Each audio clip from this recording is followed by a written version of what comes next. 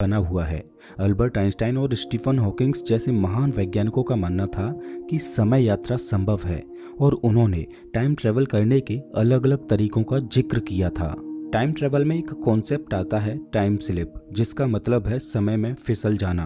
Time slip वो घटना होती है जिसमें कोई व्यक्ति अचानक से कुछ समय के लिए पास्ट या फ्यूचर में टाइम ट्रेवल कर जाता है और कुछ समय बाद वापस फिर से अपने दौर में लौट आता है। टाइम स्लिप की ये घटना यूनिवर्स में किसी ग्लिच की वजह से अपने आप स्वतः ही घट जाती है। बहुत से लोग ऐसे हैं जो दावा करते हैं कि उन्होंने अपने जीवन में कभी न कभी टाइम स्लिप की इस घटना का अनुभव किया है। दोस्तों, इस वीडियो में मैं आपको टाइम स्लिप की ऐसी 2 घटनाओं के बारे में बताने जा रहा हूं जो आपको हैरान करके रख देंगी। पहली घटना यूक्रेन से है। साल 2006 में यूक्रेन की राजधानी कीव में एक सड़क पर एक व्यक्ति बड़ा ही कंफ्यूज हालत में खड़ा था। वो चारों ओर ऐसे देख रहा था मानो वो उस जगह को पहले से जानता था, लेकिन अब वो बदल चुकी है। वो शख्स पुराने जमाने के कपड़े पहने हुए था। उसके गले में एक पुराने जमाने का कैमरा भी लटका हुआ था। लोग उस व्यक्ति को पागल समझ रहे थे। इतने में वहां पर पुलिस आ गई और उस व्यक्ति से पूछताछ करने लगी। पूछताछ में उस व्यक्ति ने अपना नाम सर्गी पोनोमारेंको को बताया। पुलिस ने जब उस व्यक्ति से देश ने इशू की थी जो अब मौजूद ही नहीं है। दरअसल ये आईडी सोवियत यूनियन ने इशू की थी। जैसा कि आप जानते हो कि पहले यूक्रेन सोवियत यूनियन का ही हिस्सा था और सोवियत यूनियन बाद में टूटकर अलग अलग देशों में विभाजित हो गया। और जब ये घटना घटी थी तब सोवियत यूनियन को टूटे हुए करीब 20 साल गुजर चुके थे। पुलिस को हैरानी इस बात की हो रही थी कि जो शख्स उनके सामने खड़ा है उसकी उम्र करीब 20 से 25 साल थी और उसकी आईडी पर उसकी डेट ऑफ बर्थ साल 1932 लिखी थी। उस आईडी के हिसाब से उस व्यक्ति की उम्र करीब 74 साल होनी चाहिए थी, लेकिन ये तो एक नौजवान व्यक्ति था। और उस आईडी पर जो फोटो लगा था वो भी इसी व्यक्ति का था और उस पर लगी मुहर सोवियत यूनियन के समय की थी। पुलिस को कुछ समझ नहीं आ रहा था तो उन्होंने सर्गी पोनोमारेंको से पूछा कि आज तारीख क्या है, तो सर्गी ने बताया कि आज 23 अप्रैल 1958 है। अब पुलिस को पूरी तरह से विश्वास हो चुका था कि ये कोई पागल व्यक्ति है। पुलिस उस व्यक्ति को मेंटल हॉस्पिटल में ले गई, जहां डॉक्टर पाब्लो कुट्रिकोव ने उस व्यक्ति की दिमागी हालत की जांच पड़ताल की। सर्गी पोनोमारेंको बहुत ज्यादा कंफ्यूज हो रहा था कि उसके साथ आखिर हो क्या रहा है। डॉक्टर पाब्लो ने उससे पूछा कि वो साल 1958 से 2006 में कैसे आया, तो सर्गी ने बताया कि मैं स्ट्रीट वॉक पर कुछ फोटोग्राफ्स लेने के लिए आया था। तभी मैंने आसमान में एक अजीब सी चीज को उड़ते हुए देखा। डॉक्टर पाब्लो ने पूछा कि वो चीज दिखने में कैसी थी, तो इस पर सर्गी ने बताया कि मैं उस चीज के बारे में ज्यादा एक्सप्लेन तो नहीं कर सकता, लेकिन मैंने उसका फोटो जरूर खींचा था। सर्गी ने अपना कैमरा डॉक्टर पाब्लो को दिया। ये एक पुराने जमाने का याशिमा फ्लैक्स कैमरा था। परेशानी ये थी कि इस कैमरे में डलने वाले रोल को साल 1970 में ही डिसकंटिन्यू कर दिया गया था, तो भला इस रोल से फोटोग्राफ्स को कैसे निकाला जाए। रोल में से फोटोग्राफ्स को निकालने के लिए एक एक्सपर्ट को बुलाया गया जिसका नाम वेदिम पोजनर था। उसने उस रोल में से फोटोग्राफ्स को निकाला। उन फोटोग्राफ्स में कीव सिटी की बहुत पुरानी तस्वीरें थीं। सभी इमारतें, रोड और गाड़ियां ये सभी 1950 के दौर के थे। उन तस्वीरों में ऐसी इमारतें भी थीं जिनको तोड़कर उनकी जगह पर नई इमारतों को बनाया जा चुका था। उन तस्वीरों में सर्गी और उसकी गर्लफ्रेंड की भी तस्वीर थी जो उन पुरानी बिल्डिंग्स के सामने खड़े थे। और उस रोल में सबसे आखिरी फोटो वो थी जिसके बारे में सर्गी ने बताया था। उस तस्वीर में एक अजीब और अनजान सी चीज आसमान में उड़ रही है। ये सभी सबूत इस बात की ओर इशारा कर रहे थे कि सच में ये व्यक्ति टाइम ट्रेवल करके आया है। कुछ समय बाद सर्गी उस कमरे से बाहर निकला। उसने कमरे का दरवाजा बंद किया और फिर वो कभी भी वापस लौटकर नहीं आया। और पीछे रह गईं वो तस्वीरें, वो पुराना कैमरा और उसकी अविश्वसनीय कहानी जिसने सबके होश उड़ा रखे थे। इसके बाद पुलिस इस केस की छानबीन में जुट गई और पुलिस ने उस फोटो वाली लड़की को ढूंढा जो सर्गी पोनोमारेंको की गर्लफ्रेंड थी। वो अब 70 साल की एक बुजुर्ग महिला थी। उसने बताया कि साल 1958 में सर्गी पोनोमारेंको गायब हुआ था, लेकिन उतने ही समय के लिए जितने समय के लिए वो साल 2006 में रहा था। उस औरत ने ये भी बताया कि साल 1960 में वो एक बार फिर से गायब हुआ था, जिसके बाद वो फिर कभी नहीं आया। लेकिन कुछ सालों के बाद उसे सर्गी पोनोमारेंको की एक फोटो मिली जिसमें एक नोट लिखा था कि ये फोटो साल 2050 में ली गई है। फ्यूचर से भेजी तस्वीर में सर्गी की एज ज्यादा है। उसके बैकग्राउंड में जो कीव सिटी की फोटो है उसमें बहुत बड़ी बड़ी आधुनिक इमारतें दिखाई दे रही हैं और इस बात ने कहानी में एक और नया ट्विस्ट पैदा कर दिया। सर्गी पोनोमारेंको की ये कहानी इंटरनेट पर वायरल हो गई, लेकिन सवाल ये है कि सर्गी पोनोमारेंको फ्यूचर से फिर वापस क्यों नहीं आया और उसकी इस कहानी में कितनी सत्यता है।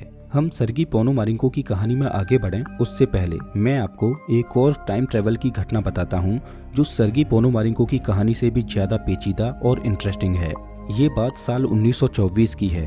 पॉल डिनोक नाम का एक व्यक्ति ग्रीस में जर्मन लैंग्वेज पढ़ाता था। उसकी मौत ट्यूबरक्लोसिस की वजह से हो गई, लेकिन जब वो मरा उससे पहले उसने अपने एक स्टूडेंट जॉर्जियस पापाहासिस को अपनी एक डायरी दी। वो डायरी जर्मन भाषा में लिखी हुई थी। जॉर्जियस ने उस डायरी को ग्रीक भाषा में ट्रांसलेट किया।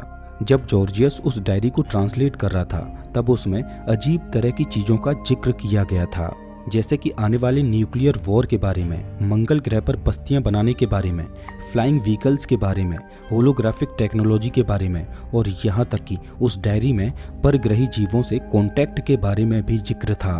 पहले तो जॉर्जियस को लगा कि ये कोई साइंस फिक्शनल नॉवेल है, लेकिन जैसे जैसे वो उस डायरी को ट्रांसलेट करता जा रहा था वैसे वैसे जॉर्जियस के होश उड़ते जा रहे थे। ये कोई साइंस फिक्शन की नॉवेल नहीं थी, बल्कि पॉल डिनोक की पर्सनल डायरी थी। उस डायरी में पॉल डिनोक ने जिक्र किया था कि जब वो कोमा में चला गया था तब वो अचानक कोमा से जागा और उसने अपने आप को 2000 साल आगे भविष्य में पाया। पॉल डिनोक को एक तरह का टाइम स्लिप हुआ था जिसमें वो साल 1921 में कोमा में सोया और साल 3906 में उसकी आंखें खुली और उसने भविष्य में पूरा 1 साल बिताया और वापस साल 1922 में कोमा से जागा और उसने साल 3906 में जो भी देखा था और अनुभव किया था उसको अपनी पर्सनल डायरी में जैसा का तैसा लिख दिया। चलिए इस कहानी को थोड़ा विस्तार से समझते हैं। साल 1921 की बात है। पॉल डिनोक एक बीमारी से जूझ रहा था जिसके चलते उसे तेज बुखार आया और वो अपनी कॉन्शियसनेस को खोता जा रहा था। पॉल डिनोक को हॉस्पिटल में एडमिट कराया गया, लेकिन उसकी तबीयत ज्यादा खराब होती जा रही थी और वो कोमा में चला गया। अचानक पॉल डिनोक की आंखें खुलती हैं और वो देखता है कि हॉस्पिटल रूम पूरी तरह से बदल चुका है।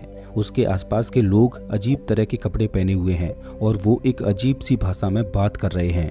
अब चूंकि डिनोक एक लैंग्वेज टीचर था तो उसने उनके कुछ शब्दों को पकड़ा जो इंग्लिश और स्वीडिश भाषा में लग रहे थे।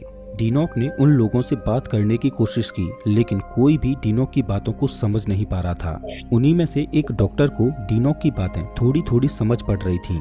वो डॉक्टर डिनोक के साथ टूटी फूटी जर्मन भाषा में बात कर रहा था। उस डॉक्टर ने डिनोक को बताया कि उसका नाम एंड्रीस नॉर्थम है और वो एक फेमस फिजिक्स का प्रोफेसर है। उसको एक एक्सीडेंट हुआ था जिसकी वजह से वो इस हॉस्पिटल में एडमिट है। डिनोक ने डॉक्टर से कहा कि उसे कोई आइडिया नहीं है कि एंड्रीस नॉर्थम कौन है। मैं एक फिजिक्स का प्रोफेसर नहीं बल्कि स्विट्जरलैंड का रहने वाला एक साधारण सा लैंग्वेज टीचर हूँ। स्विट्जरलैंड का नाम सुनते ही डॉक्टर ने डिनोक से पूछा कि ये कौन सा साल चल रहा है। डिनोक ने कहा कि ये साल 1921 चल रहा है। ये सब सुनते ही हॉस्पिटल रूम में सन्नाटा छा गया और वो डॉक्टर धीरे से डिनोक की ओर बढ़ा और उससे बोला कि ये साल 3906 चल रहा है और तुम एंड्रीस नॉर्थम हो। डिनोक को इन सब बातों पर विश्वास नहीं हो रहा था, तो डॉक्टर ने डिनोक को मिरर दिखाया जिसमें डिनोक ने अपनी शक्ल को देखा तो डिनोक अचंभे से भर गया। मिरर में वो अपनी जिस शक्ल को देख रहा था वो उसकी थी ही नहीं बल्कि किसी और व्यक्ति की थी। ये सब देख डिनोक रोने लगा। उसे लगा कि वो मर चुका है। तभी उसने हॉस्पिटल रूम की विंडो को खोला और बाहर के नज़ारे को देखा, जिसे देखकर उसकी आंखें फटी की फटी रह गईं। उसने देखा कि बाहर बादलों को छूती हुई गगनचुंबी इमारतें खड़ी हैं, गाड़ियां आसमान में उड़ रही हैं। डॉक्टर्स को लग रहा था कि डिनोक के दिमाग में एक्सीडेंट की वजह से कोई परेशानी हुई है, जिस वजह से उसे ऐसा लग रहा है कि वो साल 1921 का इंसान है। डॉक्टर डिनोक को एक बूढ़े आदमी के पास ले गए और उस बूढ़े आदमी को डिनोक के बारे में सब कुछ बताया। डॉक्टर उस बूढ़े आदमी को इलेक्टर्स कहकर पुकार रहे थे, जो कि एक बुद्धिमान व्यक्ति लग रहा था।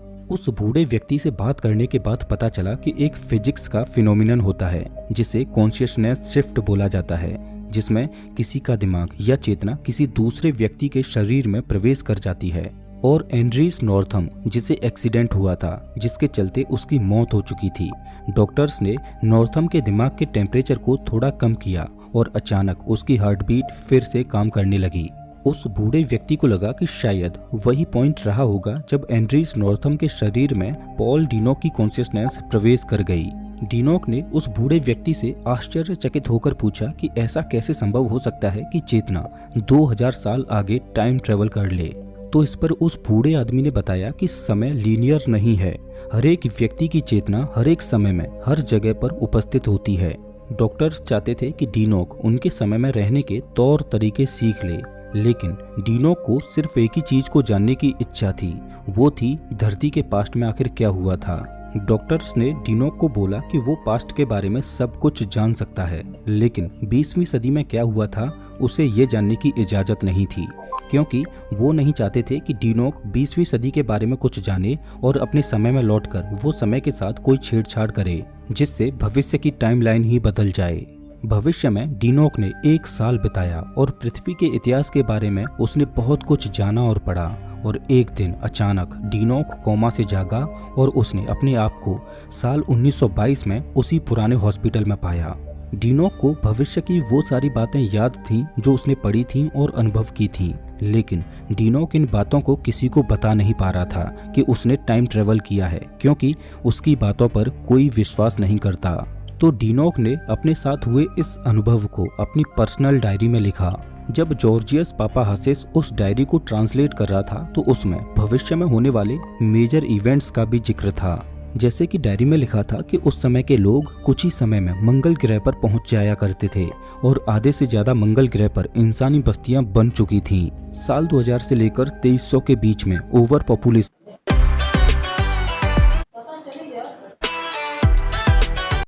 दुनिया में टेक्नोलॉजी इतनी एडवांस हो चुकी थी कि उन्होंने एंटी ग्रेविटी पर पकड़ बना रखी थी। वो लोग वायरलेस तरीके से बिजली का उपयोग करते थे। साल 2204 में ही मंगल ग्रह पर पहली कॉलोनी को बना लिया गया, लेकिन 2265 में मंगल ग्रह पर एक ऐसी दुर्घटना घटी जिसमें मंगल ग्रह पर बसी पहली कॉलोनी उजड़ गई। साल 2309 में एक वर्ल्ड वॉर हुआ जो कि आधुनिक हथियारों से लड़ा गया था। उस वर्ल्ड वॉर में पूरी दुनिया तबाह हो गई और जैसे तैसे कुछ ही लोग जिंदा बच पाए। बचे कुचे लोगों ने एक नई दुनिया की शुरुआत की और साल 2396 में उन्होंने एक नई सरकार बनाई और पूरी दुनिया को चलाने के लिए सिर्फ एक ही सरकार का गठन किया गया। साल 3906 की दुनिया में पॉल डीनोक ने दूसरी दुनिया के लोग यानी एलियंस को भी देखा जो इंसानों के साथ घुल मिलकर रह रहे थे। दोस्तों, पॉल डीनोक ने अपनी डायरी में और भी बहुत कुछ लिखा जो साल 2000 से लेकर 3900 के बीच में घटा था, लेकिन एक छोटी सी वीडियो में हम उन सभी चीजों को कवर नहीं कर सकते। लेकिन पॉल डीनोक की ये कहानी सच में बहुत ज्यादा पेचीदा है, जिससे ये सवाल तो जरूर पैदा होता है कि पॉल डीनोक की ये कहानी आखिर कितनी सच है। वैसे मैं आपको बता दूं कि वैज्ञानिक टाइम ट्रेवल में विश्वास रखते हैं और अल्बर्ट आइंस्टाइन ने टाइम ट्रेवल करने के कई तरीके भी बताए हैं, लेकिन टाइम ट्रेवल के केस में एक चीज ऐसी है जो वैज्ञानिकों की टाइम ट्रेवल करने की कल्पना पर पानी फेर देती है, जिसे वैज्ञानिक टाइम ट्रेवल के पैराडॉक्स यानी विरोधाभास बोलते हैं।